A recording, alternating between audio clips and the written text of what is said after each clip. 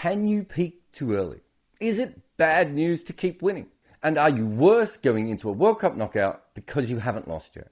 I've heard these questions pretty much non-stop for about a month, and I get it. If I was an Indian fan, I think I would be feeling the same way.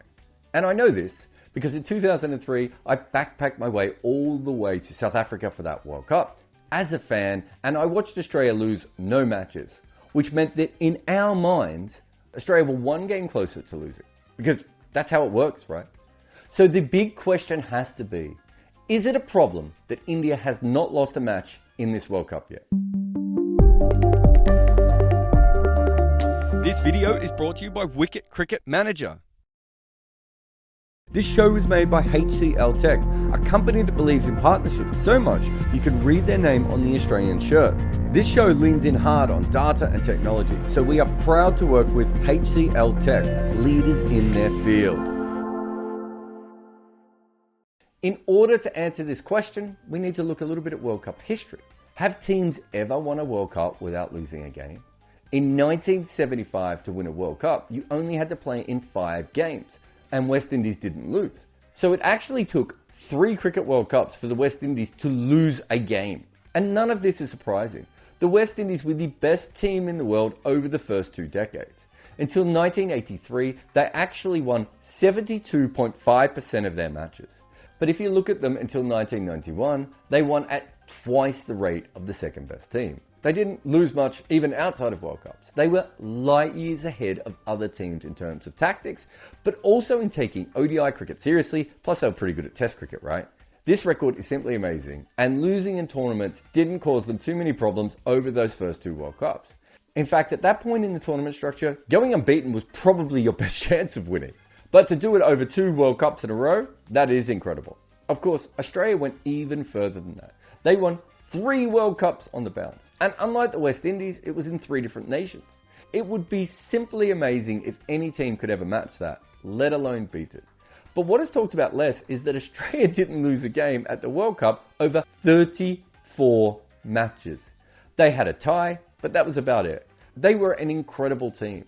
And remember how I felt as a fan in 2003. Like, there was still a big chance they were going to lose the semi or the final. They wouldn't actually lose a World Cup game until 2011. And Australia and the West Indies are 2 of the greatest teams to ever play at World Cups. But there were more interesting stories when I started to look at this. In 1996, Sri Lanka won the World Cup, but their journey there was incredible. Coming into that tournament, they had only won 4 matches in 5 tournaments. In all ODIs, they only won 28% of their games. But weirdly enough, Australia and the West Indies play a part in that win as well, because they forfeited games in that World Cup after the Colombo Central bombing. It meant that Sri Lanka didn't have to play 2 of the favoured teams early on, and they had already qualified for the quarterfinals. Sri Lanka still won 6 games in a row to finish unbeaten, including a win over the Australians in the final. Although you could actually argue they only won 5 games in a row, as the India game was actually abandoned. So that is 5 times a team has won a World Cup without losing a game. But there's been some other streaks as well. It's worth looking at New Zealand, who obviously never won a trophy, but have a very interesting record. Because on 2 different occasions, New Zealand has put together big win streaks inside World Cups. In 2015, they won 8 in a row and then lost the final to Australia. In 1992, they won the first 7 matches before losing the last round robin and the semi-final, both to Pakistan. So yes, it is possible to win a whole bunch of matches in a row and lose. And of all the teams you should know about this, it's India. Obviously not in 2011. They actually never won more than 4 games in a row in that tournament. But 2 editions before that was more interesting. The 2003 tournament, they caught fire after losing their second match, and they won 8 on the bounce. They were looking great until they ran into the great Australian 2003 team in the final. But at the very least, winning a lot of games in a row in a World Cup means you're a pretty good team. New Zealand in 92 and 15, and India in 2003 were fantastic teams. And it's also worth saying that sometimes the best team just doesn't win the World Cup. But it's certainly not a terrible team to go into the finals without a loss. However, this World Cup is a little bit different when it comes to format than the others. Only the 92 and 19 editions are like this one. They are more micro leagues than they are proper World Cups. And if you look at those tournaments, the winners did actually lose a lot of games. Pakistan were horrendous early on in 92, and even England had a starter in 2019. And if you think about it this way, winning 11 in a row, that's quite a roll.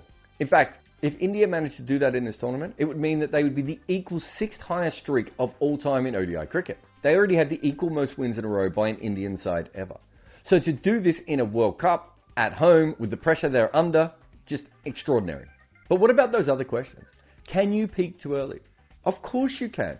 But what exactly are you supposed to do about it? Convince your players to save their form for when it matters? It doesn't work like that. I imagine England, Pakistan and Bangladesh fans would absolutely love for even 5 of their players to be in form. It just didn't happen when they needed it. And compare India to Australia right now. Who would you rather be? A team with 4 or 5 players in form at most, or the entire 11? Is it bad news that India keep winning? Would it make any Indian fans feel better if they had actually lost a couple of games? And so I put myself in the mindset of 2003. And no, it would not have. The Australian bowling team of that tournament had a sense of inevitability about them. Even when they got in the slightest amount of trouble, I thought they would get them home. How could an Indian fan not feel the same at this stage? The truth is that India are unbeaten because they are the best team in this tournament. They have an incredibly deep and talented top 7.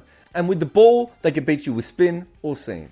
They even lost a world-class all-rounder in this tournament, and they never skipped a beat. And a reminder that Australia lost Jason Gillespie and Shane Warne before the 2003 World Cup and did pretty much the same. But the real difference is, of course, that India are expected to win. It has built with every game. As England fell on their face, while Australia took a while to get going, Pakistan and New Zealand slumps, and South Africa's chasing, India just kept winning as all of this happened. The main difference between India and everyone else is not the loss column, but it's the lack of expectations for the other team. Pakistan and England followers are used to abject disappointment. Sri Lanka are excited to still be in this sentence.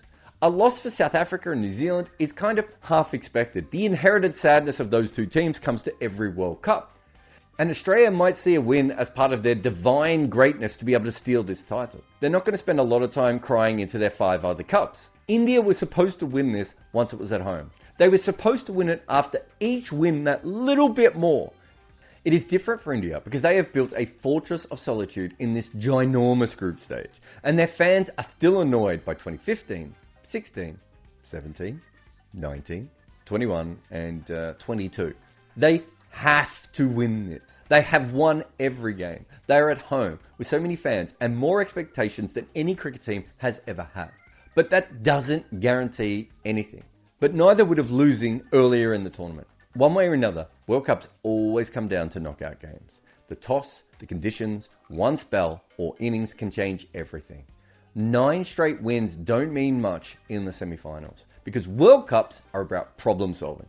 But so far, the only challenge India has had is their lack of challenges. And in 2007, Australia had the exact same kind of World Cup when no one even got close to them. They were the best team from ball 1 until Adam Gilchrist took a squash ball out of his glove. You'll notice I've talked about the 03 and 07 Australian winners a lot. And that is because when you look at teams with the highest batting averages and lowest bowling averages in World Cups ever, these are the 3 best performing teams. But the same rules apply to India as it did to Australia in those 2 World Cups. It doesn't actually matter how well India played before. You win 2 games, you're heroes. You lose 1, it's over. It is certainly not a problem that India hasn't lost a match yet. It's only a problem if they do it now.